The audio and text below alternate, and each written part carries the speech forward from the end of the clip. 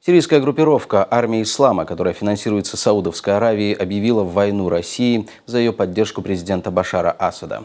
Сегодня в стране началась вторая волна бомбардировок. Россия нанесла ответный авиаудар по населенному пункту Аль-Латамин в провинции Хама. Стреляют не по боевикам, а по повстанцам. Детали в сюжете. Жертвами российских авиаударов в Сирии стали несколько десятков мирных жителей. Российская авиация бомбит территорию Сирии, где нет ИГИЛ, утверждает оппозиция. Утром в результате авиаударов в провинции Хомс погибли по меньшей мере 27 человек. Десятки ранены. Среди жертв – дети.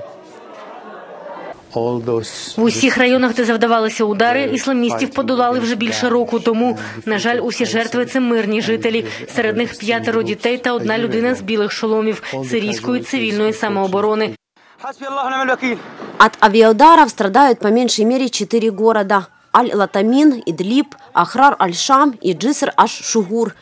Прекратить обстрелы мирного населения требует от России Саудовская Аравия. Соединенные Штаты тоже не верят, что Россия в Сирии воюет только против исламистов. Вашингтон возмущен тем, что Москва заранее не предупредила о намерении начать воздушные удары. После начала российских бомбардировок Сергей Лавров встретился с госсекретарем США Джоном Керри.